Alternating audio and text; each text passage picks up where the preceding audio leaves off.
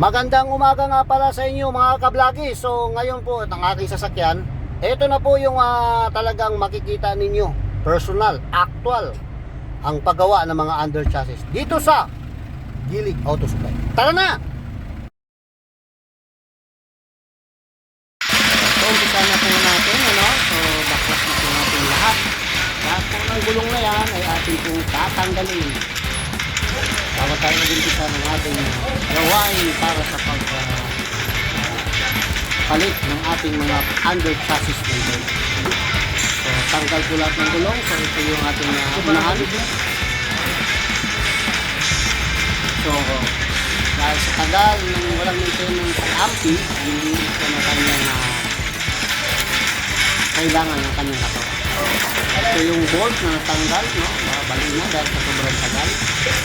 So disc brake natin, tawangan na natin preno sa likuran.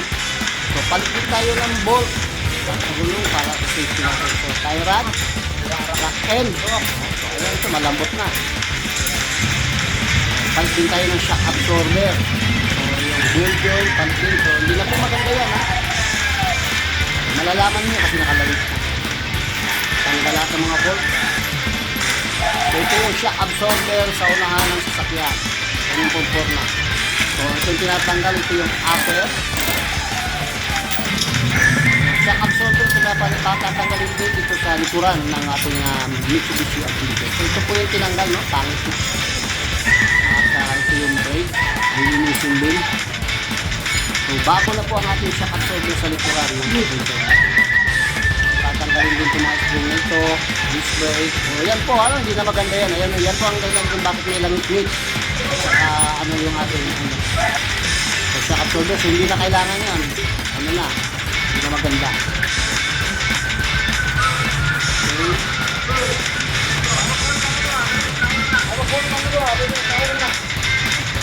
So na po natin tatanggalin lahat para sa lahat ng mga magsasakyan. So ganito lang po magtatanggal yan. So kailangan po nandun kayo palagi.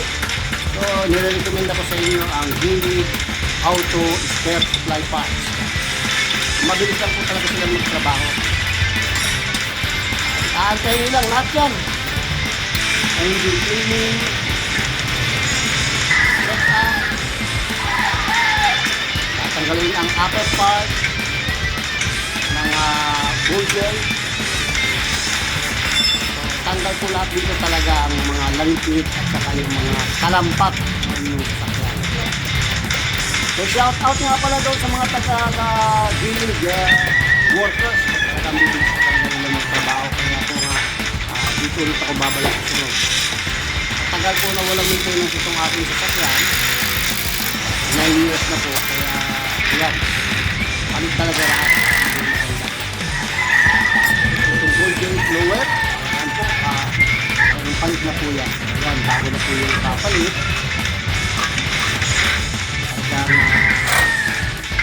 Hindi po sulit po talaga yung babayan ng kanila.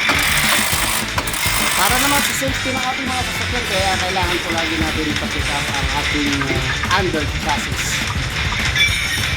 Ano po, ha? Sa lahat ng mga gustong matuto, estudyante na nag-aaral pa lang ng under chassis mechanics. Ganito lang po yung kanilang mga sasakyan.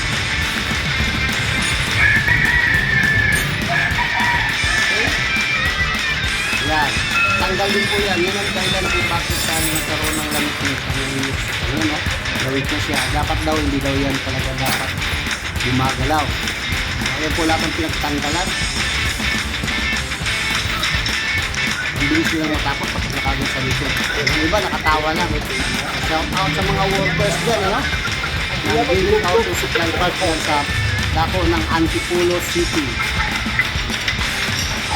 Sipag po yung halatakad ng mga workers. So siguraduhin po talaga natin na maging maayos ang ating sasakyan.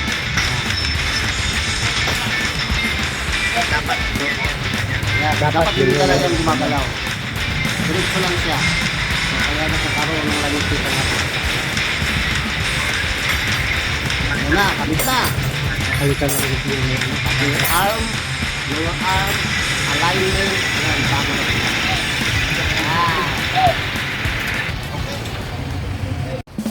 Iwan mo yung Sige lang.